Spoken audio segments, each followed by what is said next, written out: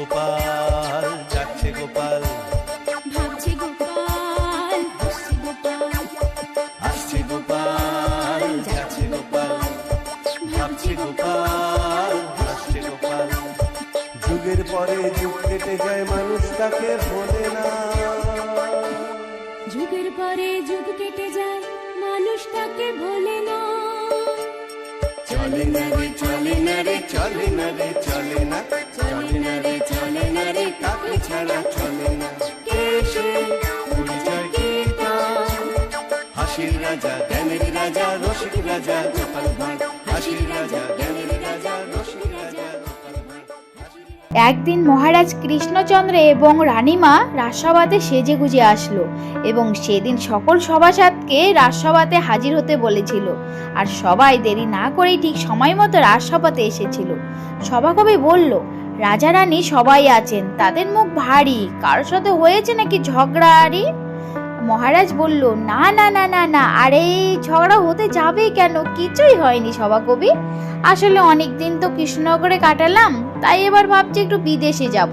গোপাল বলল, আমাদেরকেও নিয়ে চলুন না মহারাজ। আর তখন সকল সভাসদ বলল, হ্যাঁ হ্যাঁ মহারাজ, আমরাও যাব, আমাদেরকে নিয়ে চলুন না।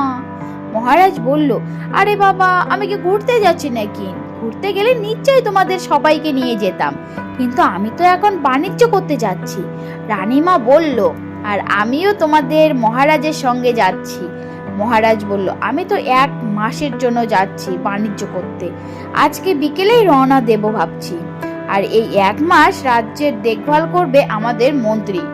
গোপাল বলল, হয়ে গেল। মহারাজ খাজানজিকে বলল, খাজানজি, ক্ষমতা পত্রটি নিয়ে এসো দেখি। তারপর খাজানজি ওই ক্ষমতা পত্রটি নিয়ে এসে মহারাজকে দিল। আর সেই পত্রটি মহারাজ মন্ত্রীমশাইকে দিল। মন্ত্রীমশাই ওই পত্রটি পেয়ে তো খুবই খুশি হয়ে গেছে, আর মহারাজকে বলল, ধন্যবাদ মহারাজ, ধন্যবাদ। তারপর তো রাজসভা শেষ হয়ে গেল। বিকেলে মহারাজ জলপথে বিদেশ যাওয়ার জন্য রওনা দিয়ে দিল। মহারাজ এবং রানীমা রওনা দেওয়ার পর মন্ত্রীমশাই সকল সভাসদকে বলল, আমি এখন মহারাজ, আমার মতো করেই তোমাদেরকে কাজ করতে হবে। আমি এখন নিজের বাড়িতেই এই 1 মাস রাজসভা চালাবো, নিজের মতো করে চালাবো, আর আমার কাউকে প্রয়োজন হবে না, কাউকে দরকার নেই আমার।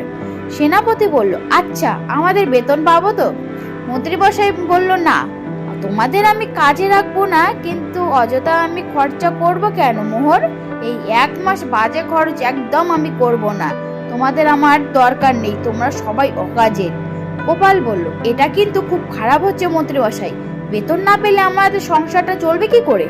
মন্ত্রীমশাই বলল, এসব তোমাদের ব্যাপার, তোমরা সব দেখে নাও। আর এখন যাও, দেখে যাও, তোমরা তোমার নিজের বাড়িতে চলে যাও দেখি। এই বলে মন্ত্রীমশাই সেখান থেকে চলে গেল। রাজজ্যোতিষী বলল, এবার তো আমাকে দেখছি গাছতলায় বসে ভাগ্য গণনা করতে হবে। রাজপণ্ডিত বলল, আর আমাকে তো লোকের বাড়িতে বাড়িতে গিয়ে পুজো করতে হবে। সভাকবি বলল, ও মা, আমি কি করি বলো তো? হ্যাঁ, এই 1 মাস কেঁদে কেঁদে মরি। তারপর সেখান থেকে যে যার বাড়িতে চলে গেল। গোপাল বাড়িতে এসে গিন্নিকে বলল, মন্ত্রীটা কোনোভাবেই শুধরল না, বুঝলে গিন্নি? মহারাজ যেতে না যেতেই শয়তানি শুরু করে দিয়েছে এই মন্ত্রী। এখন 1 মাস হাতে লন্ঠন হয়ে গেছে। গোপাল গিন্নি বলল, উনি এখন মহারাজ, তুমি ওনার কিছু করতে পারবে না। রাজ্য থেকে তাড়িয়ে দিলে হিতে বিপরীত হয়ে যাবে। বলছি, এখন তো মহারাজ নেই, এই সময় এখন একটা কাজ করো না, যদি মহারাজকে চমকে দিতে পারো তাহলে কিন্তু মন্দ হয় না, বলো? গোপাল বলল, ঠিকই বলেছ গিন্নি, আমিও তাই ভাবছি, বুঝলে? আচ্ছা গিন্নি, তুমি গতবার শীতের সময় সুন্দর সুন্দর আসন বানিয়েছিলে না, মনে আছে?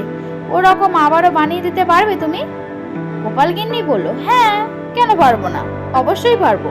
দুপুরবেলা তো বসেই থাকি, আমার তো কোনো কাজ থাকে না, অবশ্যই পারবো দুপুরবেলা আমি। কিন্তু তোমার হঠাৎ আসন লাগবে কেন বলো তো? গোপাল বলল, হাতে বানানো আসনগুলো কিন্তু বেশ সুন্দর তোমার, বুঝলে? ওগুলো যদি বিক্রি করা যায় তাহলে কেমন হয় বলো তো? গোপাল গিন্নি বলল, এই তাহলে খুব ভালো হয়, বলো?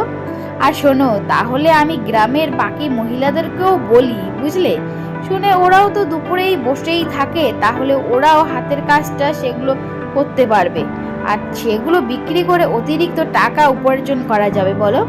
পরের দিন গোপাল এবং গোপালগিন্নি সকল গ্রামবাসীকে একসঙ্গে জড়ো করলো, আর সেখানেই গোপাল এবং গোপালের গিন্নি বক্তব্য রাখলো।